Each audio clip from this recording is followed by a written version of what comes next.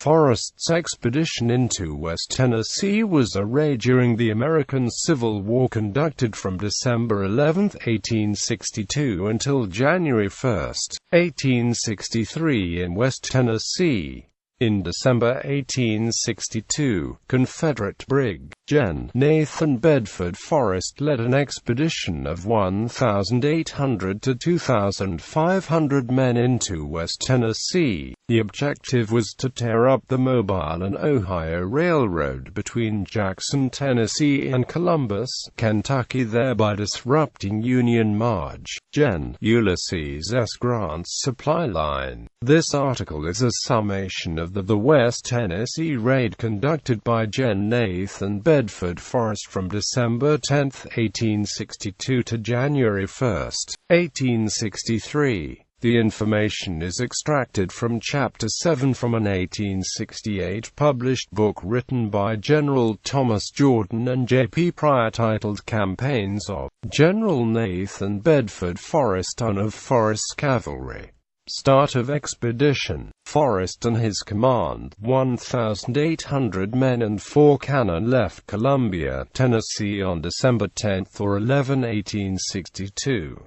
They were headed into West Tennessee, facing an area of well-entrenched enemy with 10 times the strength in armaments. Forrest let it be known in writing to his superiors the ineffective condition of his arms as well as to the fact that his men were supplied with only 10 rounds of caps for the shotguns while many of the flintlock muskets lacked flints. The reply was a curtly couched order to march without delay. Forrest was irritated at being ordered to go into this area of an entrenched enemy without ferrage. On the 13th of December the group reached the Tennessee River at Clifton below Double Island. It isn't known the specific route he might have taken, but during this era there was a Columbia-Clifton thoroughfare which route was approximately 69 miles. Forrest reached Clifton, Tennessee on the evening of the 13th of December 1862.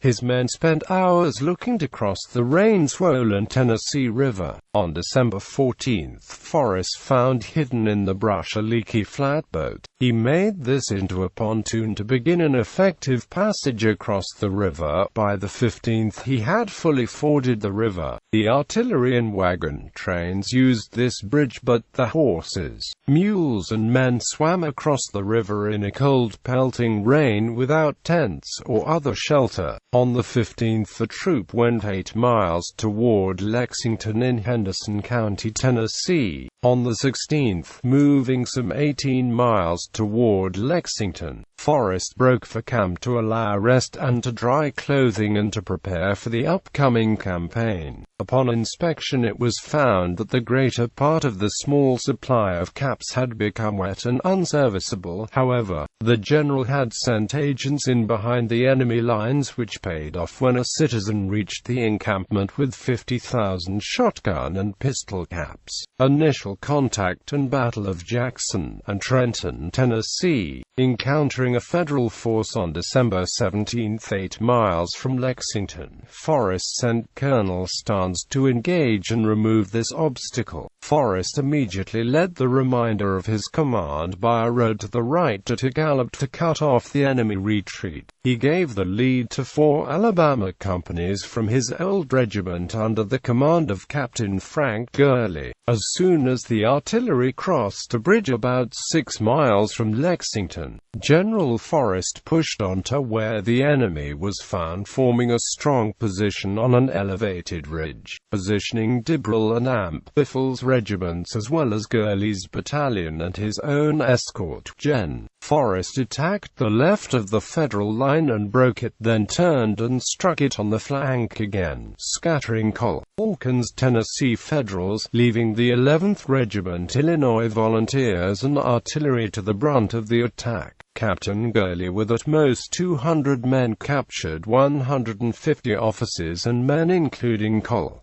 Ingersoll and Marge Kerr, along with 300 small arms, mostly Sharps carbines, a full supply of ammunition, 200 horses and wagons. Also captured was the artillery, consisting of two 3-inch wrought-iron ordnance rifles, fully equipped. These were used by General Forrest to the close of the war. Colonel Starnes captured an additional 50 Federals as well as numerous weapons as the fleeing Federals left them upon the road. Without further resistance, the Confederates moved on in toward Jackson, arriving on the afternoon of the 18th. Union Gen. Robert Ingersoll surrendered his command of about 150 here after trying to stop Forrest near Lexington Deck. 1862. The Federals did slow the Confederates down a little, but Union positions near Beach Creek were quickly overrun. Forrest's troopers then continued toward Jackson. Ingersoll himself seemed to enjoy his captivity until paroled 3 days later. The citizens of Jackson reported heavy reinforcements were on the way, therefore, Gen. Forrest at 8 p.m. detached Col. Dibble and Marge Forrest, each with 100 men, to move out toward the railroad toward Humboldt to seize the nearest station, to capture any approaching trains, and to destroy any tracks of the Mobile and Ohio. At the same time, Gen. Forrest sent Colonel Biffle south to Bolivar to carry out the same mission. Dibble captured the garrison of 100 men and the supplies by 2 a.m. about 8 miles north of Jackson. Marge Forrest captured his garrison of 75 men and supplies. Biffle captured 50 men and supplies. All three leaders destroyed enough tracks to wreak havoc upon the railroad for the foreseeable future, and all returned to the camp by daybreak. The spoils of war to this point were distributed to the CSA troops. That was in lieu of the inferior supplies they entered the field with 8 days earlier. 400 to 500 p.m. December 19th, Forrest left Col. Russell as a rear guard with 2,000 men. Here is first documented time that Forrest used the rears to spread his forces thinly in a wide area to appear he had more men. He also caused the number of drums to be beaten in a manner to produce the belief of heavy infantry force. Deck 19th, 800 p.m. Forrest reassembled his unit, now holding 500 prisoners, 25 excellent wagons, his artillery by a section, and now well-armed men and fully munitioned. December 20th, 500 Colonel Dibble Regiment sent to destroy rail bridge at Spring Creek. Here he captured 100 more Yankees, their arms and supplies. During same time, Colonel Starnes' regiment and a squadron from Biffle's, as well as Captain W. H. Forrest Independent Company of approx 750 men, were all dispatched to capture Humboldt, which was completed at 100 p.m. They 200 captured Fort Cassons with the horses, about 500 stands of arms, 300,000 rounds of small arm ammunition, and a multitude of supplies. During this time, Gen. Forrest was moving toward Trenton with his escort and the captured guns noted from above. He also had added 160 new volunteers from Hickman and Perry counties, Tennessee. Forrest had left Colonel Russell as the rear guard, who again captured Federals with the supplies. He met up with Forrest in Trenton later that night. December 20th at 100 p.m. Forrest reached Trenton, began the attack forthwith with Marge Cox on his right. Forrest charged through town with his escort. He lost 2 with 3 wounded, withdrew prox 200 yards to what is now the Trenton Cemetery. Forrest fired his big guns toward the depot. After a brief skirmish, Captain Strange, the Confederate ag, posted up the artillery and began firing again. The white flags of surrender began fluttering. Captain Strange was directed to receive the surrender, to wit he met with Federal Colonel Jacob Fry, an elderly officer, asking of the terms of surrender. Forrest replied, "Unconditional." Realizing he had no other alternative, Col. Fry unswung his sword and handed it to General Forrest, remarking sadly that it had been in his family for 40 years. General Forrest receiving the sword and handling it for an instant, the general then turned back to the colonel and said, "Take back your sword, Colonel, as it is a family relic, but I hope so when next worn it will be in a better cause than that of attempting the subjugation of your countrymen." Quote. This type of charity by General Forrest to his enemies has been documented many times. In the duration of the surrender ceremony, a fire broke out that was obvious set by the Federals to prevent Gent Forrest from gaining the spoils of war. He, along with Marge Strange, pistols in hand, made the Federal prisoners fight the fire or face death. The general then turned to Colonel Fry to inform him that the culprits would be punished in the most summary manner. Forrest, with his escort with the New Green Volunteers, managed to capture Trenton as the rest of his unit were scattered out in the region on other missions. Forrest had no more than 275 men.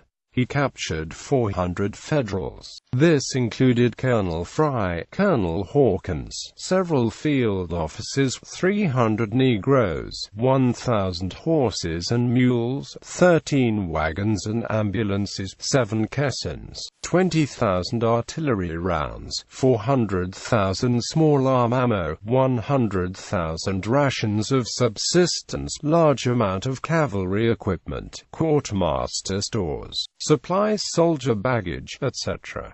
The valued at least $500,000.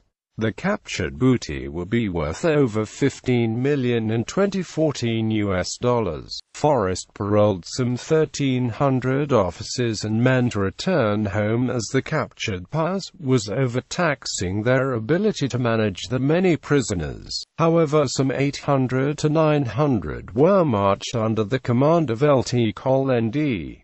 Collins to be turned over to the Federals in Columbus, KY. On the morning of the 21st, with his escort, resumed his advance toward Union City. Colonel Dibrell stayed as rear guard. 7 miles north near Ditn, Forrest captured a garrison, its 30 men and supplies.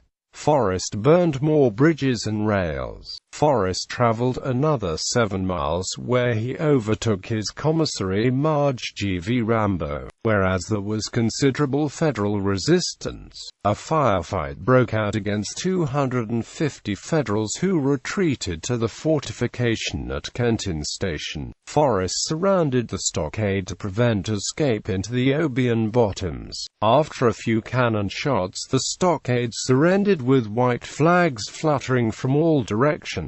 The Forrest team began to tear all of the rails and burn all trestles in the vicinity. That night, Colonel Starnes was ordered to destroy all rails on the 15-mile stretch of the Obion Bottoms. The next morning, scouts reported that a Federal force of some 10,000 men was moving from Jackson at a rapid pace. However, Forrest continued his mission to Union City some 20 miles further up the road.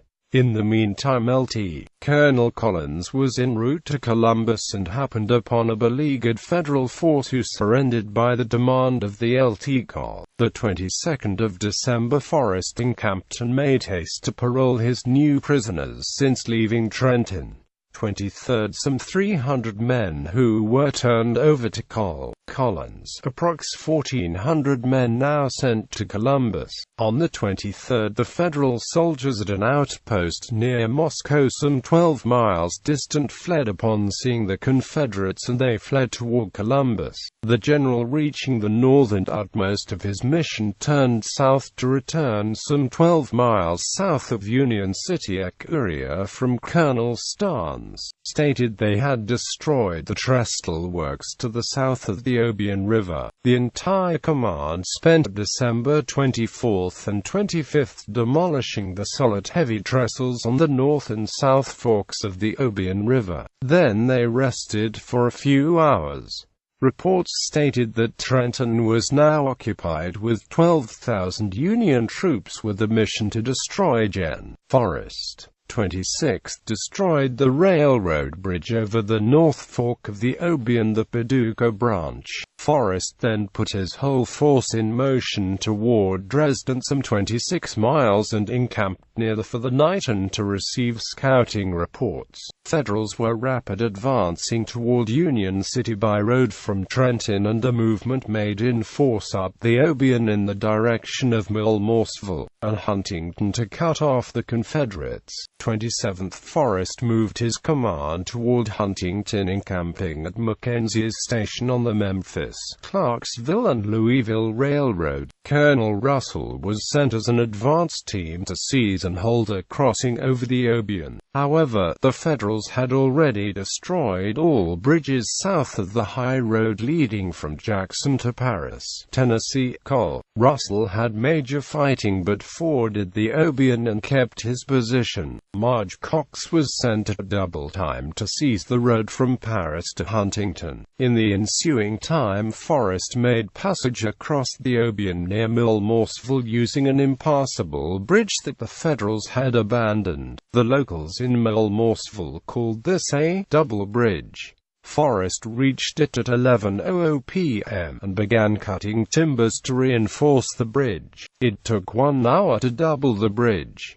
To convince his men that the unpassable bridge was safe, Forrest led the way across the bridge. The earth was frozen, so the Confederates had to fill the potholes with coffee and flour to allow passage. The men had to wade waist-deep in mud, water and sleet, but finally effected full passage by around 6 a.m.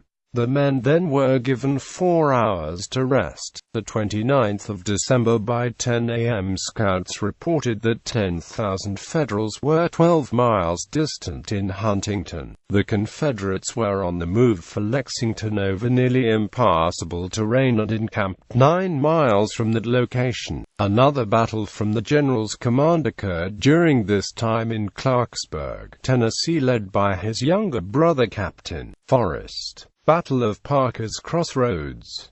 The troops were quite fatigued, so Forrest decided to camp, risking a battle the next day versus moving on. Forrest decided to rest until 4:00 a.m. the next morning before moving out on the final leg of his campaign. 30th speedily toward Red Mound at Parker's Crossroad. About 1.5 miles from the crossroads, Forrest placed his men in line for battle. The Federals appeared from the enemy and formed an opposing battle line. An ensuing battle and the Federals retreated toward the crossroad. The Federal reformed the battle lines with 1,800 men to the 1,200 men of the CSA. Morton's battery in the center, Freeman battery on the flanks, with General Forrest driving the entire line. Col. C.T. Dunham stated in his official report that the CSA had 8,000 men to his smaller force consisting of the 39th Iowa Infantry, 50th Indiana Volunteer INF, the 100th and 22nd Illinois Volume Infantry Companies A and E of the 18th Illinois Infantry, a total of 1,554 men. However, an embedded reporter with the Chicago Tribune reported a total of 1,824 strong. By 1100 am, after hours of fighting, the CSA continued to push back the Federals with the heavy guns. The Federals stated in the reports that the CSA was positioned as to every advance by the Feds they were getting slaughtered.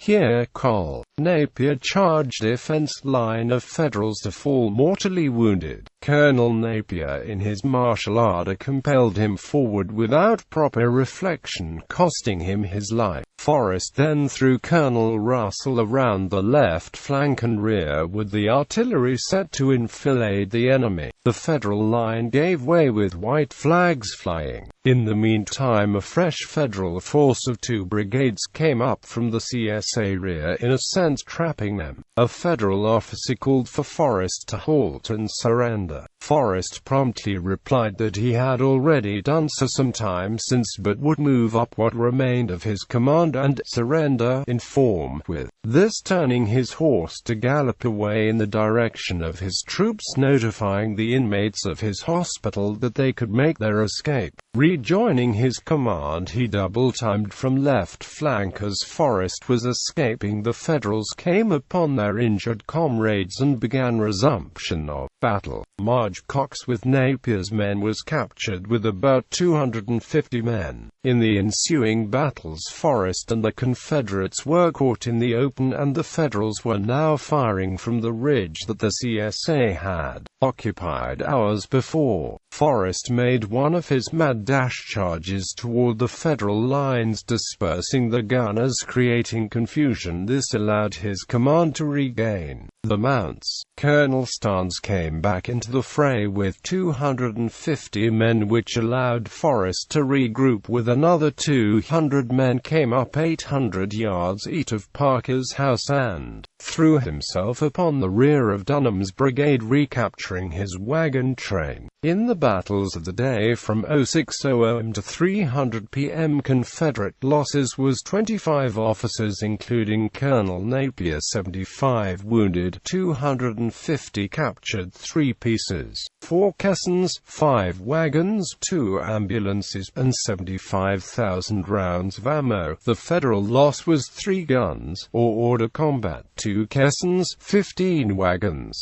2 ambulances, and 100 captured and 50 killed, and a multitude of supplies. An explanation follows on how that a wary and alert Gen. Forrest could be caught unaware of General Sullivan's fresh force. General Forrest had made a proper provision to guard against such by ordering the detachment of a battalion of the 4th TN to proceed to Clarksburg on the Huntington Road with the object of holding that approach in close observation. Captain Milmore, with 3 companies and 100 men, was given vaguely worded instructions other than reconnaissance near Clarksburg. When he heard the fighting, he traversed through the woods to join in the fray, and therefore wasn't on the main road when U.S. Gen. Sullivan appeared for the rear. Upon the safe escape from Parker's Crossing, Forrest pulled up in Lexington, 12 miles from the battlefield, allowed his animals to be fed, treated the wounded, and went in motion back toward Clifton. 10 miles further into the journey back, he paroled his prisoners. They rested here until daybreak. Forrest's intentions was to cross the Tennessee River at Perryville, now the very end of KY Lake near Mousdale State Park. Early in the AM, the scouts came back with information that 10,000 Federals were moving from Purdy to Jacks Creek, Clifton, with intention of cutting off the Confederate movement back to Middle TN. Forrest galloped for 15 miles to catch his main command 11 miles from Clifton, approx 8 miles from the river crossing. The advance party led by Colonel Dibrell encountered 1,200 Federals. He received the order to charge. The charge cut the Federals in asunder. Colonel Starnes then cut left and Colonel Biffle cut right, promptly scattering the Federals with 20 killed and 50 captured. It was noon when the river crossing was reached. It took 8 hours to ply the river. Some 1,000 animals came back with Forrest command, 60 wagons, 4 ambulances, and a multitude of supplies. The journey started with orders received on December 10, 1862. They passed the river into West TN on December 15. In the short interval seldom in the annals of war had more hard, swift riding, as many sharp recounters, affluent in results, been crowded in the same short space. That command averaged over 20 miles per day, fought 3 well-contested engagements with diurnal skirmishes, had destroyed 50 large and small bridges on the Mobile and Ohio, had broken up so much trestle work of the road as to render the useless until after the war. They had captured and burned 18 or 20 stockades, captured or killed 2,500 of the enemy, taken or disabled 10 pieces of field artillery, captured 50 wagons and ambulances with their teams, had captured 10,000 stands of small arms, 1 million rounds of ammo, having returned thoroughly armed, equipped including blankets, never resting a full night. Forrest left on the 10th, 11th with woeful preparation of weapons and supplies, returned with each man fully armed, a surplus of 500 Enfield rifles, 1,800 blankets, knapsacks, and a seasoned fighting force. Forrest made camp on January 3 in Mount Pleasant, home of the Big B Grays, then went to report to General Bragg, who was now encamped in Shelbyville. Bragg gave further orders to General Forrest. Forrest's staff: the staff of Nathan Bedford Forrest, Marge J.P. Strange, Adjutant General, Captain C.W. Anderson Aide-de-camp, William M. Forrest, 2nd Lt. Aide-de-camp, M.C. Callaway, ASSD Adjutant General, Marge C.V. Rambo, Chief of Subsistence, Marge C.S. Severson, Chief Quartermaster, Captain J.W. Morton, Chief of Artillery, J.W. Cowan, M.D. Chief Surgeon,